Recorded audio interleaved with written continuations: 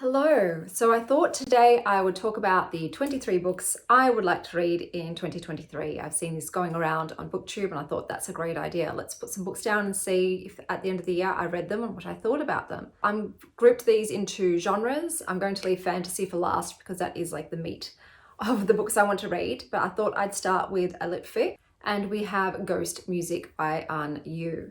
So this is a story about a woman named Song who lives in Beijing, and it's sort of about her life when one day she receives a mysterious parcel of mushrooms on her doorstep that continue to come every single week. So I have a feeling this book has a lot of maybe magical surrealism in it, but it's sort of just about her relationships, her life, along with this mystery of the mushrooms, and it just piqued my interest, and the cover's kind of cute, so I thought, why not? Then in the non-fiction category, we have Braiding Sweetgrass by Robin Wall Kimmerer.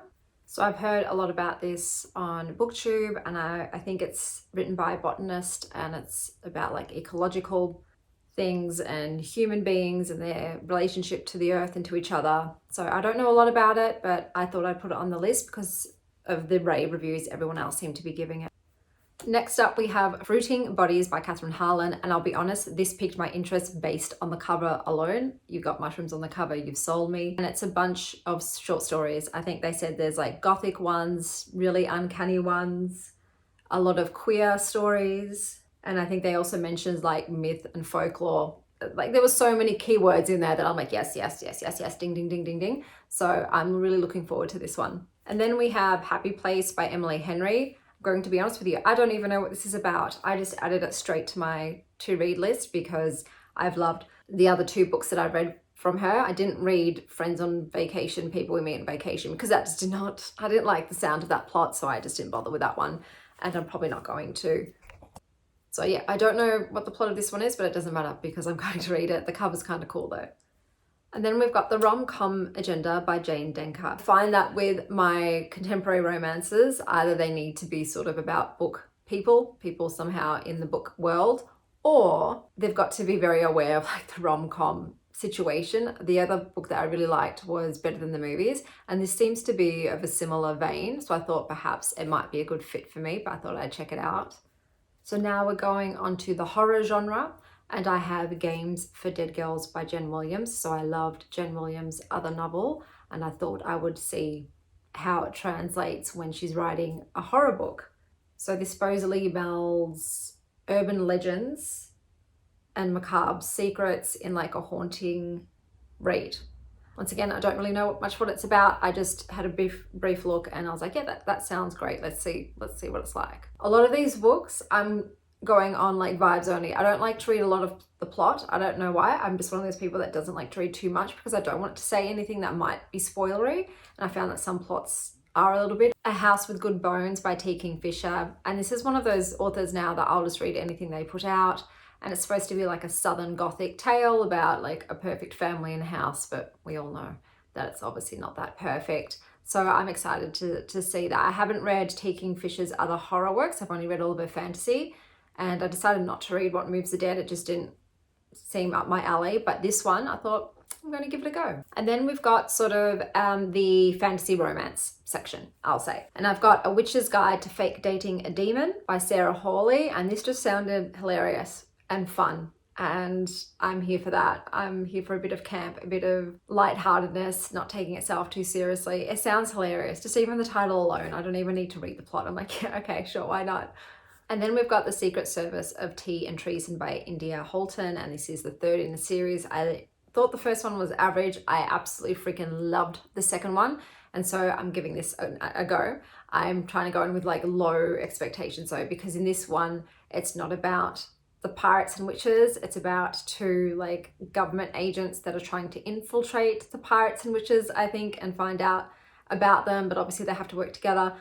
Doesn't matter, I'm still looking forward to it, but I am going in with low expectations because I just don't want to get my hopes up. And then for graphic novels, we've got Unfamiliar by Hayley Newsome. So this was based on a webcomic and it's about a witch, and it just looked adorable. I liked the illustration style, and it's about a witch. So that's all I needed to know for this graphic novel.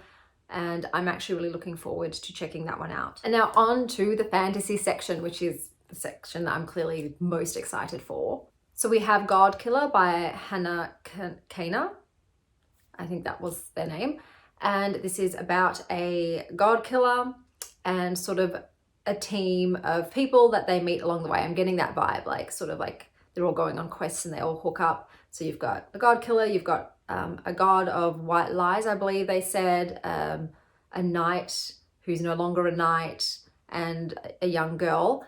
And it just, the cover really was quite striking. But anything to do with killing gods, I've generally had a good time with, so I'm looking forward to this one. Then we have Emily Wilde's Encyclopedia of Fairies by Heather Fawcett.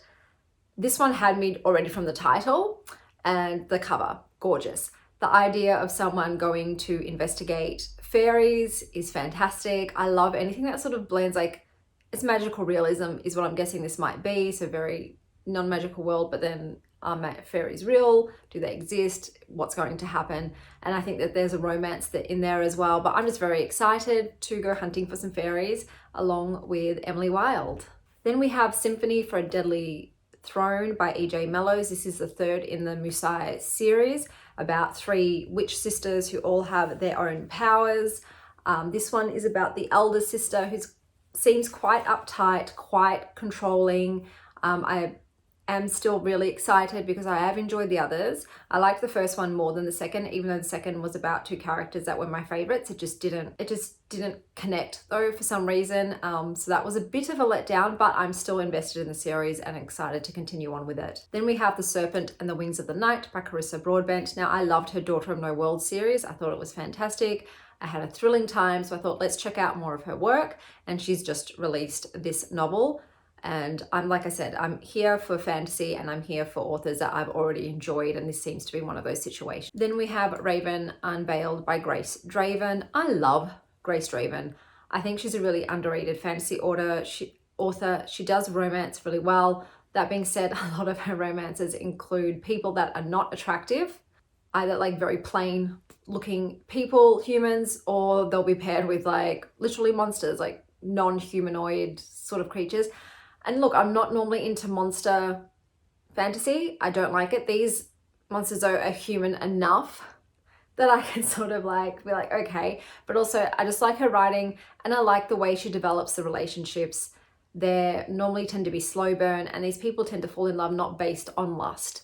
It is based on more than that. And I think that's why I can sort of tolerate the more monster side of this sort of romance pairing. So this is the third in the series. I love the other 2. I'm going to be honest though, going into this one, the main character in this, I don't really like him based on his actions from the past 2 books. So this might be one that I don't enjoy, but Grace Draven is like an auto-read author for me, and I will read everything she does. Then we have The Stolen Heir by Holly Black, which is in the same world as the Cruel Prince series, which I did enjoy. Look, it was a bit too bully in the start. I'm not a fan of bully romances. I don't really like it. And this was a bit young, even though it was quite heavy.